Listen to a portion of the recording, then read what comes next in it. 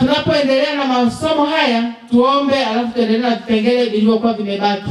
Tuombe. Baba yetu wa mbinguni, tunakuomba uwe nasi tena kwa siku hii ya leo, utufundishe neno lako, jinsi ambavyo wanawake tunapaswa kuishi na waume zetu. Tuongoze kwa Roho yako Mtakatifu, tunaomba kwa jina la Yesu. Amina. Tuliendelea kusema kwamba kuna wanawake ambao wakati mwingine wanawachokoza waume zao, wengine wanafanya waume zao hata waone ni afadhali kukaa katika nchi ya nyika kuliko na mwanamke mgomvi mchokozi. Nikatoa kile kisa cha mwanamke ambaye mtoto aliona baba anakula hotelini, jinsi mwanamke alivyofanya kisha akaibomoa nyumba yake kwa mikono yake. Fungu la 14 Mithali mstari wa 1 asema kwamba mwanamke hubomoa nyumba kwa mikono yake mwenyewe. Sasa tukiangalia fungu la Mithali mstari wa 21, sura 21 mstari wa 9, linasemaje kuhusu sisi wanawake? Jinsi ambavyo wanaume hawapendi kelele. Tuone kwamba hiki kitabu cha Mithali sura 21 inasemaje kwa ajili ya wanawake. Sura 21 mstari ule wa 9, msomaji, tuangalie jinsi ambavyo wanawake tulivyo na kelele ambazo zinaweza nikamfanya mwanaume akaamua kutoroka nyumbani, au akitoka hana hamu ya kurudi nyumbani kwa wakati kwa sababu ya kelele. Unapogombana na mtoto, mume akiingia na unamchanganyia humo kugombana, yani sauti ile ya ukigombi unamgombeza na mume, unajikuta umemgombeza hata mume wako. Mwanaume anaona ni afadhali kutoka nyumbani wakati mwingine. Neno linasema, soma. Neno linasema, ndio, ni afadhali kukaa katika pembe ya dari. Ni afadhali kukaa katika pembe ya dari kuliko katika nyumba pana pamoja na mwanamke mgomvi. Kuliko katika nyumba pana pamoja na mwanamke mgomvi. Yaani mwanaume anaona ni afadhali akajifiche, yani akakae katika pembe ya dari, yani kwenye shida, yani uko pembeni, uko darini kabisa kwa shida, kuliko na mwanamke mgomvi. Kwa sababu yale maneno ya ugomvi ya mwanamke huwa yanamchosha kuliko kukaa katika pembe ya dari. Na tukiangalia Mithali hiyo 27 mstari wa 15, hebu tuliangalia tena kwa haraka kwa sababu tumechelewa na muda huu itabidi nisile muda wa hotuba yetu. 27 mstari wa 15 inasema, ndio, kutona daima siku ya mvua nyingi. Kutona daima siku ya mvua nyingi, na mwanamke mgomvi ni sawa sawa. Hebu tupungiane mkono wanawake. Yaani kwamba kutona kwa mvua daima. Ulishawahi kukaa kwenye nyumba inayovuja? Tuseme tuchukue nyumba za nyasi au iwe ni ya bati, mvua ya wakati yale matone, mvua ikinyesha yale matone yanayotona jinsi yanavyokera. Kama ulishawahi kukaa kwenye nyumba ya nyasi, kama hujawahi huwezi kaelewa. Yaani yale maji yanayotona yanayokudondokea jinsi yanavyokera, unakwepa unaenda huku linakudondokea lingine, ukikwepea huku unasikia tena lingine na dondokea mgongoni. Ukienda huku au umekaa chini ya mti, mvua inanyesha umejikwepea pale, halafu mvua ikaanza kunyesha, yale matone yanayotona pale. Au mvua inayonyesha, ile mvua inayodondosha matone, jinsi ambavyo unavyosikia kero. Ndivyo ilivyo kwa mwanamke wa namna gani? Mwanamke mgomvi kwa mume wake. Hasa mwanamume anasikia kero kama mtu anayesikia kero anaponyeshewa na ile mvua ya kutona. Nimejaribu kuchukulia nyumba inayovuja. Ukilala unaenda upande huu unasikia inadondokea mgongoni, unakwepea huku unasikia kichwani. Ukijaribu kugeuka unasikia inadondokea tena. Inakuwa ni kero, na ndivyo ilivyo kwa mwanamke mgomvi mchokozi. Sasa wanaume huwa wanakereka kwa ajili ya mwanamke mgomvi mchokozi anaoongea sana, kama ambavyo tuliona jana kwamba yawezekana kuna baba mmoja aliona ni afadhali achelewe barabarani kuliko kwenda nyumbani asikie mwanamke anavyogombana na watoto, akijaribu kuingilia kati na yeye anamchanganya humo kwa kugombana naye. Kwa hiyo mwanaume anasikia kero, hata kama mgombezi yeye akisikia kugombana na watoto huwa anasikia kero. Anaona ni afadhali, ukiona mume wako anachelewa, yawezekana una kelele sana, anaona ni afadhali kuchelewa kuliko kuwahi nyumbani. Lakini kuna mwanamke huyu ambaye anapaswa kumlinda mume wake. Jana tuliangalia habari ya kumstahi mume, tukaona mwanamke mwenye hekima huwa anamstahi mume wake, hata kama amefanya kosa mbele za watu huwezi kumsemea mbele za watu.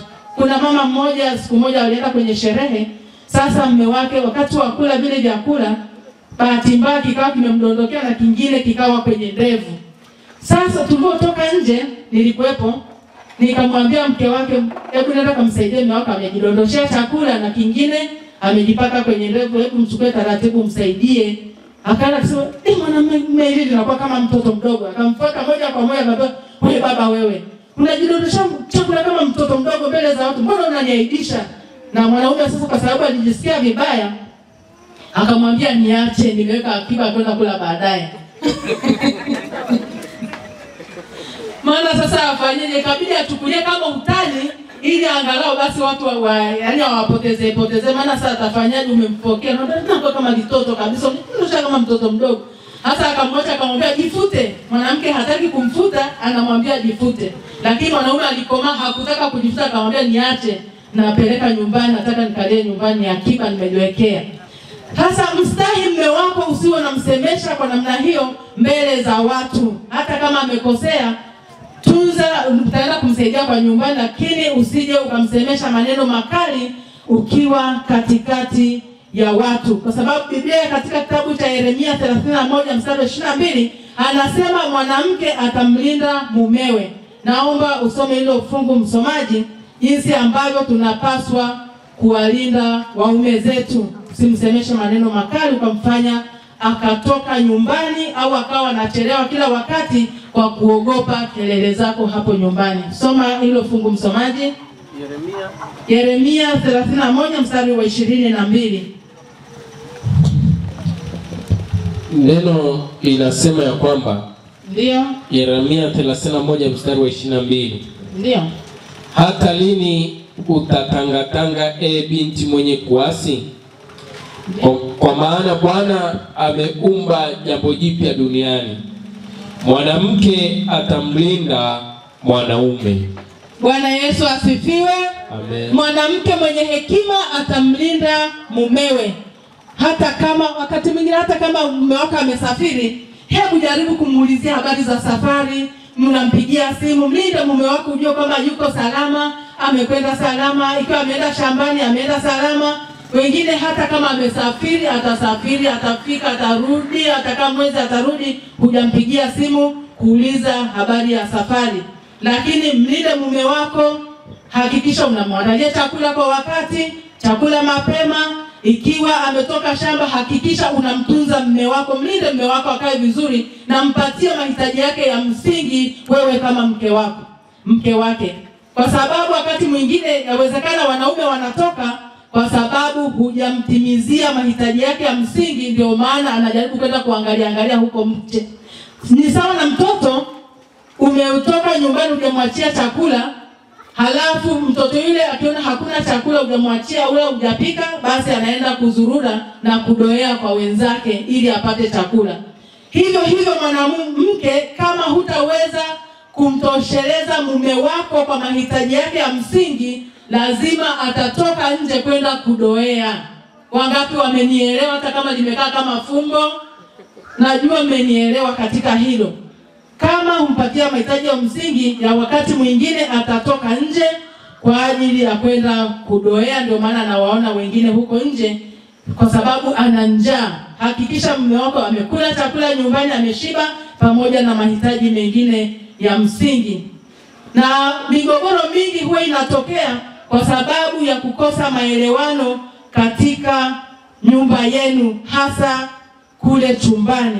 Yawezekana ndio maana mume wako anatoka kwa sababu umeshindwa wajibu wako kama inavyotakiwa. Wakati mwingine inabidi kusema kwa sababu tunajua vyanzo vya migogoro. tunapoendelea na mwanamke huyu mwenye hekima au mwanamke ambaye hana hekima, maana tunapeleka yote kwa pamoja, lazima uangalie jinsi ya kumlinda mume wako asitoke nyumbani kwenda kutafuta wanawake wengine. Na wakati mwingine unapoongea na mume wako au pengine umetoka au unapozungumza na mume wako, kuna mama mmoja wanawake wanaopenda kugomba ovyo. Sasa kuna familia moja walikuwa na desturi au kawaida au sheria ya familia ile kwamba vyombo vikishaoshwa, ikitokea mtu akasikia njaa baadaye hapo katikati, na mwingine anataka uji, mwingine matunda, huwa akitumia sahani inabidi ile sahani uioshe. Iwe ni baba, iwe ni mama, hakuna kuweka chombo kichafu kwenye lile karo la kuoshea vyombo au kwenye beseni la kuwekea vyombo vichafu. Kwamba kama utakula baadaye utaiosha mwenyewe. Sasa ikatokea siku moja huyo baba akaenda akanywa uji saa 4, tumekunywa asubuhi, vyombo vimeoshwa, akanywa uji, akachukua sahani akaenda kuosha. Ilikuwa ni kawaida tu. Sasa siku moja alipoenda kuosha ile sahani ikamponyoka, ile sahani ikapasuka. Na walikuwa na mfanyakazi hapo nyumbani. Yule mama akahisi kwamba ni binti wa kazi ndiye aliyevunja ile sahani. Siku moja tena ikawa imevunjika glasi, lakini huyo baba alidondosha glasi ikawa imevunjika, ikawa glasi pamoja na sahani. Sasa huyo mama alipoona akasema watu wengine hapa ni kuvunja. Wakati anagomba, jua wale watoto wadogo wanajua namgombeza baba, kwa sababu akasema huyo aliyevunja sahani hana akili kabisa. Mnaniharibia vyombo huku nyumbani, mtavimaliza vyombo vyote. Kama ni wewe fulani nitakukata mshahara wako. Yaani watu wengine huku nyumbani si kama majinga, kama matairi. Kwani hiyo mikono inatetemeka, uliua mjusi. Hasa mpaka unavunja sahani, si watu wagoje hapa nyumbani. Nani malizia sahani. Wakati anaongea, kumbe anamsema mume wake yuko hapa ametulia tu. Lakini mwanamume hakuweza kusema ni mimi, akanyamaza kimya, akapotezea. Lakini baadaye yule binti alikuja kumwambia kwamba sio mimi niliyevunja sahani, ni baba. Unaona jinsi inavyokuwa mbaya mwanamke unapouliza habari za hapo nyumbani au kitu kimeharibika, unaingia kwa gia ambayo sio. Mwanamke anajua mama anamgombezaga baba. Kwa hiyo kama ni binti basi atajiandaa kwa ajili ya kujua kwamba kumbe ni kawaida tu kuongea hivyo, na yeye ndivyo atakavyofanya. Mwishoni atakuja kuiharibu au kibomoa nyumba yake kwa mikono yake mwenyewe. Kwa hiyo wewe mama, unapozungumza pale nyumbani mume wako akiwepo, jua kwamba unatakiwa utumie hekima, ujue kwamba unaongea na nani na mume wako yupo, lakini ujue jinsi ya kutumia kauli. Unaweza ukatoka nyumbani ukakuta mtu amemwaga maji ovyo hapo nje, ukasema ni nani huyu mjinga amemwaga maji hapa? Kumbe ni mume wako ndiye amemwaga, na watoto wanasikia, wanajua mama amemuita baba nani mjinga. Hana akili kabisa, umekuja kuweka mavitu hapa mlangoni. Kumbe mume wako ndiye aliweka pale. Lakini sasa unapogomba, watoto wanajua mama anamtukana baba. Kwa hiyo unamwandalia huyu binti au hao watoto wako kuwa na nyumba mbovu kama ya kwako. Wakati mwingine watakuja kuharibu nyumba zao, watarudi tena kukaa hapo nyumbani. Tumia hekima unapozungumza wakati mume wako akiwa hapo nyumbani. Na pia tujue jinsi ya kuongea na waume zetu wakati gani, na ujue kwamba huu ni muda gani wa kuzungumza na mume wangu na nitumie kauli gani. Kwa hiyo katika somo la jana tuliolianza mpaka na leo, ambalo hata mwisho wake halijafikia bado, nataka niishie hapa. Tutumie hekima na tuwe watifu kwa mume zetu, kutokana na kichwa kile kikuu kwamba jukumu la mwanamume na mwanamke katika ndoa anapaswa kumtii mume wake na kutumia maneno mazuri katika familia. Kutumia hekima unapoilea familia, unapoishi na mume wako, hakikisha unamlinda, hakikisha unamtunza mume wako vizuri ili asiwe na njaa ya kutoka huko nje. Na pia punguza kelele unapozungumza na watoto ili mwanamume aweze kufurahia kuwa nyumbani. Bwana Yesu asifiwe.